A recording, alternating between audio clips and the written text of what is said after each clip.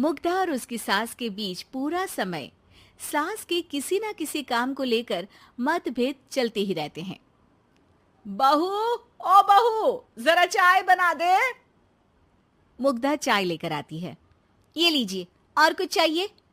अरे नहीं, बस चाय पीने का मन था। जाओ, तुम दूसरा काम करो। चाय पीने के थोड़ी देर बाद सास दोबारा मुग्धा को आवाज लगाती है। अरे बहू रे, आओ बहू, जरा हलवा तो बना दे, मीठा खाने को मन हो रहा है। इसी तरह मुग्धा की सास पूरा समय कोई ना कोई काम बताकर उसे रसोई से बाहर तक निकलने नहीं देती। कभी चाय, कभी हलवा, कभी पानी तो कभी दूध, हर समय खाने को चाहिए और उसके लिए अपने हाथ पैर बिल्कुल नहीं हिलाने। परेशान किया हुआ है इन्होंने। सास की जबरदस्ती परेशान करने की आदतों से दुखी मुग्धा एक शाम सचिन के साथ अपने कमरे में बैठी हुई बात कर रही होती है। सुनो जी, मम्मी जी की ये जानबूझकर मुझे परेशान करने की फरमाइशों से मैं बहुत फ्रस्ट्रेट हो चुकी हूँ। पूरे दिन में एक सेकंड का आराम नहीं मिलता। रसोई से बाहर कदम रखती नहीं कि बहू ये बना दे, बहू री वो बना दे। अरे इनकी फरमाइशें चलती ही रहती है। अरे मुग्धा, माँ खाने की शौकीन है, पर उम्र हो चली है, खुद खाना नहीं बना सकती, इसलिए तुमसे बोलती है। अरे तो शौक भी उम्र देख कर रखने चाहिए ना। समझ में नहीं आता, हर समय फेविकॉल का जोड़ लगाए सोफे से चिपके बैठी रहती है।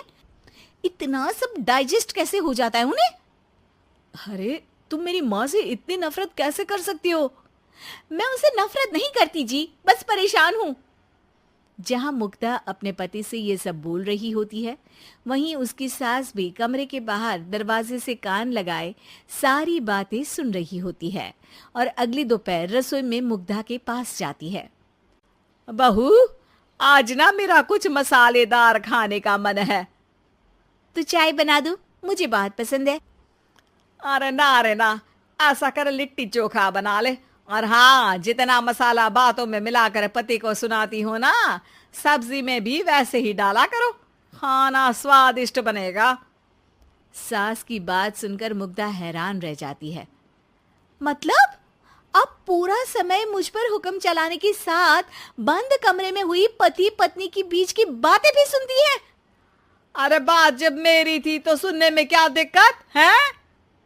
ये कहकर सास वहां से चली जाती है। अरे अब तो हद पार हो गई, इस तरह से तो ये मेरा जीना मुश्किल कर देंगी।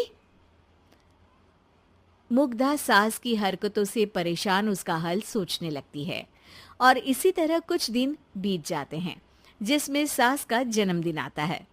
मुग्धा बहुत खुशी के साथ अपनी सास को एंड्रॉयड मोबाइल गिफ्ट करती है। मम्मी, आपको सबसे बात करने के लिए बहुत दिक्कत होती है ना, कभी सचिन तो कभी मुझे बोलना पड़ता है, पर इस मोबाइल से आपको कोई दिक्कत नहीं होगी।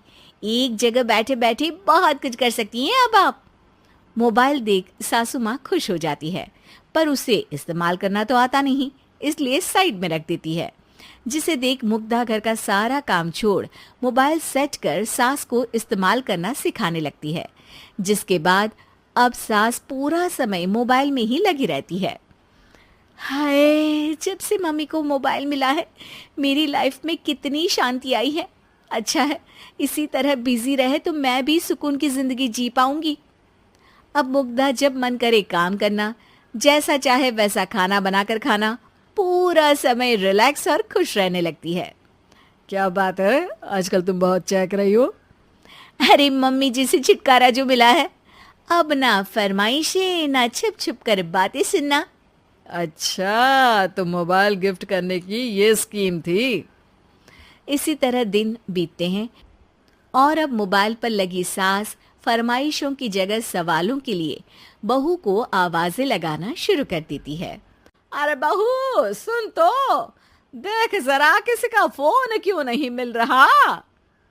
रिचार्ज खत्म हो गया है, पर अभी 4 दिन पहले ही तो मैंने किया था, इतनी जल्दी कैसे खत्म हो गया? अरे मैंने कल तेरी कनाडा वाली मौसी सास से 3 घंटे बात की थी ना। क्या? इतना महंगा तो मोबाइल भी नहीं आया जितना महंगा इसका रिचार्ज पड़ रहा है। इसके बाद तो जैसे मुग्धा के दिन के 24 घंटे में से 20 घंटे सास के पास उनके मोबाइल रिलेटेड प्रॉब्लम सॉल्व करने की ड्यूटी ही बन जाती है। अरे मुग्धा, ये मोबाइल में अचानक तेरी मौसी सास की शक्ल क्यों दिखने लगी? और ये तो हिल भी रही है। मम्मी, ये गूगल डुओ का वीडियो कॉल है। इसमें आप बात करने के साथ एक दूसरे की शक्ल भी देख सकती हो। अच्छा, ये तूने मुझे पहले क्यों नहीं बताया? अब बताने के लिए पहले नहीं बताया। इसी बीच सचिन भी वहां आ जाता है और सास अपनी वीडियो कॉल में बिजी हो जाती है। क्यों, सास बहू में क्या गपशप चल रही है? इसे गपशप नहीं, दिमाग का दही होना बोलते हैं। पर तुम तो मम्मी को मोबाइल देकर बहुत खुश थी, फिर क्या हुआ? हाँ, उसका सुकून भी कुछ ही दिन मिला। अब घर के टंटे खत्म हुए तो मोबाइल की टिंग टिंग शुरू हो गई। देखो भाई, कुछ पाने के लिए कुछ खोना तो पड़ता है। आखिर तुमने मोबाइल अपने फायदे के लिए ही तो दिया है, तो फिर सवालों के जवाब भी देने पड़ेंगे, क्योंकि जब तक उनके हाथ में ये फुंथरू रहेगा, तुम्हारी लाइफ में प्राइवेसी और सुकून रहेंगे।